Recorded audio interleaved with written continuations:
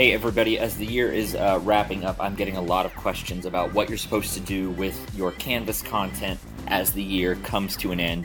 You don't want to have to reinvent everything next year for your new Canvas courses, and there's some misunderstanding about what exactly are the best practices or the best things to do to kind of end your year with Canvas. So I'm going to walk you through a couple of different options, because you do have a few options of how to approach saving your content from Canvas this year going into next year.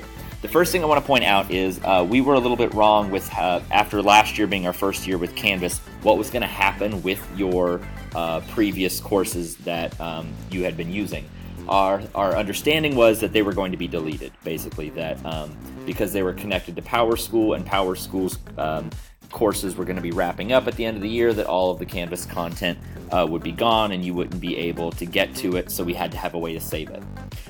That's not necessarily how it actually works now that we're a little more familiar with Canvas. I do want to show you how you can access your former content from a previous Canvas course. So maybe it's a course you had last year that came to an end and is no longer there, or maybe it was a first semester class that wrapped up.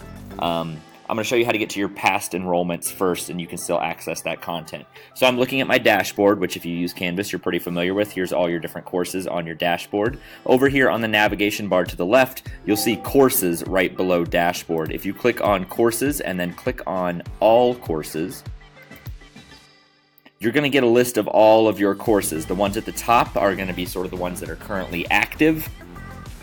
Basically the ones you see on your dashboard for the most part. But if you scroll down, you will see your past enrollments, and these are all the courses that I used to be enrolled in, either as a teacher or an observer student. So you can see these are my old history classes back when I was in a history classroom. So this top one was from the 2016-2017 school year, so it would have been last school year. And what we thought was going to be deleted and you wouldn't have access to, I can still get to. So under my past enrollments, if I click on that, this is all my content from the last year that I was in the classroom. All of my pages that I created, any quizzes or assignments that I created, they're all still there. I can still access them. The idea that if we don't save all of our content for the end of the year is that's all going to be deleted, that's not necessarily accurate. So if I was going to teach this class again next year, I could go into my old course and then begin sharing some of these things to the Commons and importing them into my new course if I wanted to do that. Now, that being said, that still makes me a little nervous because I don't really have a backup, and I'm not really in control of what's going to happen to those past enrollments. I don't know if they're there forever or if they're there until those students graduate from high school and they no longer need that information. I honestly don't have the answer for how long the past enrollments are going to stay there. So I personally would still want some kind of backup plan for my courses. So you can roll the dice and say you're still going to have access to your past enrollments next year. So maybe you're not going to do anything to wrap up this year. That wouldn't be my recommendation, but it is possible because, as I just showed you, you can get to your past enrollments by going to courses and clicking on all courses. Now let's say that you just want to make sure that if something happened to those past enrollments, you could still get to your information somehow. The next best option would be to just share your course content to the Commons. Commons is Canvas's sort of storage place. Ideally, what you could do is you could be collaborating with your peers in your department or at your grade level, and you could share information, maybe a test that you wrote or a quiz you wrote in Canvas. You could share that to Commons, and then others can access it. But you can also restrict what you share to Commons so only you can access it. So I'm going to kind of walk you through that. I'm going to use my eCoach page as an example. So let's say I wanted to save all of the content I've created in my eCoach page to the Commons so I can access it next year. Now that's not necessary for me because this is a user-generated course. I created this. The corporation didn't create it for me. If it's a user-generated course, something you created that's not connected to PowerSchool, that's not going to be sent to your past enrollments next year. It's just there until you choose to get rid of it. So if you have a Canvas page for a club or a sport and you organize information that way, you don't have to worry about doing any of this. But if it's a PowerSchool generated course, basically one that was generated for a class you teach here at South Madison, here's how you send that information to Commons. So you just click on the course you want from your dashboard. You will have to do this for each separate course. not necessarily each separate class. So if you teach an AP composition class and you teach etymology, you'd have to do this once for AP and once for etymology. But if you teach etymology 4 times, you're only going to have to do this once because all of those 4 etymology classes are in your same Canvas course. Anyway, I digress. So once you've opened up the course you want, you click on Settings, and then you're going to click on this button up here on the navigation bar to the right that says Share to Commons. When you click on that, it will open this up. Now, I've already done this once before with this course, so it's going to look a little bit different for me than it does for you, but essentially the information is the same. The first thing you'll see is who can use this resource. So you can make this course available to everybody at South Madison by clicking this, or any Canvas user at all. If you don't select either of those things, then they will be available to you. You'll be able to find them, and that is it. This version notes you don't have to worry about. That won't be there because this is the second time I've been sending it to Commons. It wants to know how is this version different than the last. For you, you will have to give your course a title. I believe the corporation generated title will already be there, so unless you want to change it, you won't have to fill anything in. Note the asterisk, anything with an asterisk you will have to fill in. So you'll give it a title, some kind of description of the course. Again, you don't have to go into a lot of detail here, it's up to you.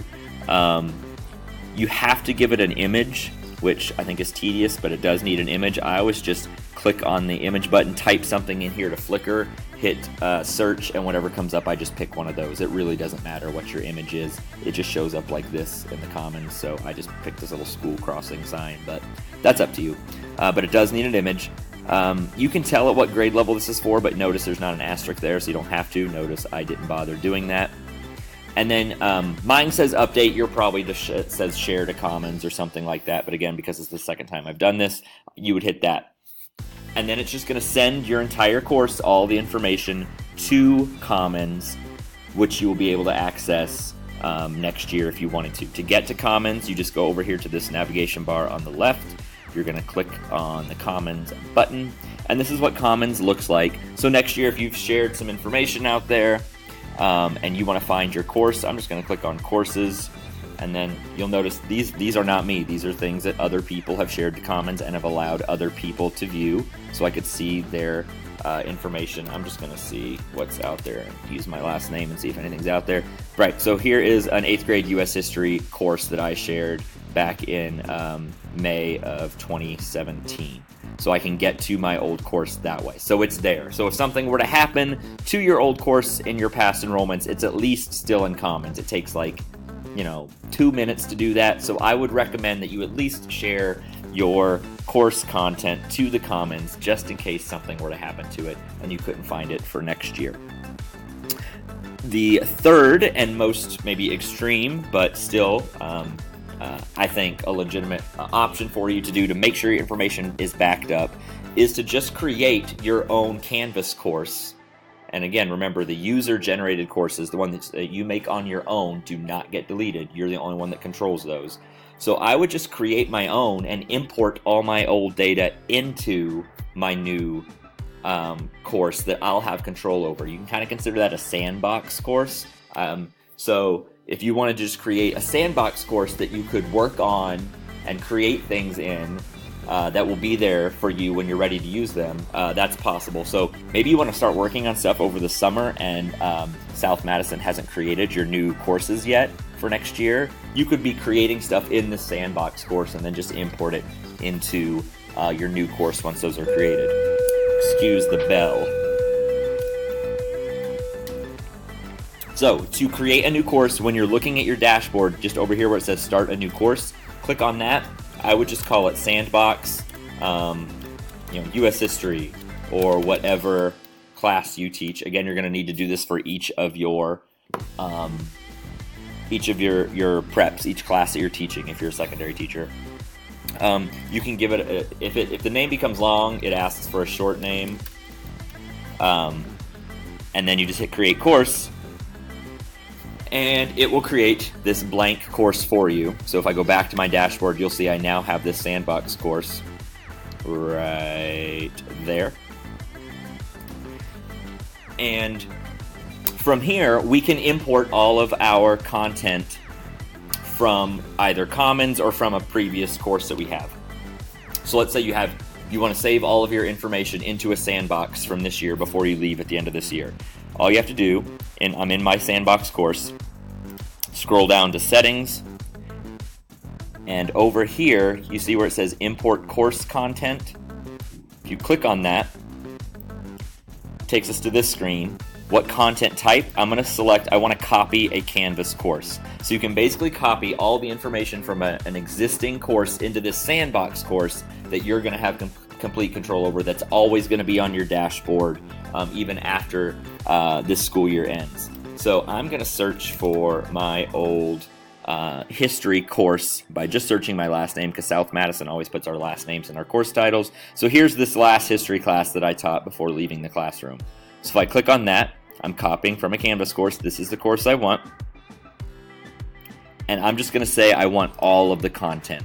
And maybe I can go in later and delete the stuff that I know isn't very good. But it's fastest to just say import all of the content. And then you're going to click on import. And it's going to put it in this queue. And it's going to take a little bit of time, because for me especially, I had a lot of stuff in here. But by a little bit of time, I mean a couple of minutes. It's probably not going to take longer than 10 minutes to import all of my content into this course. And in fact, it's going pretty fast. It's almost halfway there now. I'm going to go ahead and pause the video and wait for it to get finished and then show you what it looks like. All right, that is done. That literally took maybe 4 minutes, probably less than that, to get everything imported. So now, going back to my Sandbox course, I'm going to go ahead and click on that to show you that what was blank now has everything from this U.S. history class that I taught. Here it has my home page there. If I click on assignments, it's going to have various assignments there. Internet's being a little slow, so all the assignments, everything I created. I would go in and if you're doing this and importing it into an actual course, not a Sandbox, like a course you have students for, you can just go in and unpublish everything so the students aren't seeing all at once. But that's just details. So again, just to quickly recap, I know this is a long video. I basically showed you 3 different options. One, you can get to old courses by just going to Courses and All Courses, scrolling down to Past Enrollments, and you should see your old classes, previously enrolled classes there, so you can still get to your old content. And when you're ready to use some of that stuff, you can export it to Commons and import it into your new course. I also showed you, and I would suggest just to be careful and don't only rely on the past enrollments, go ahead and for all your current courses, just share them to Commons. At least you'll have a backup. It'll still be there if something is to happen. So go ahead and at least just share it to Commons by the end of the school year, and it will be there. And if you want to take it even a step farther, you could create a Sandbox course and either import your old class information from a course like I showed you in the video, or if you've already shared it to Commons, you could import it from Commons that way into the Sandbox, and then it will all be there. I like having a Sandbox just so stuff you can play around and create things, even if you don't have an official course assigned to you yet. If you have any questions, as always, reach out to me. I'll be more than happy to walk you through this if you'd rather me do it in person, but I did want to answer those questions before the end of the year.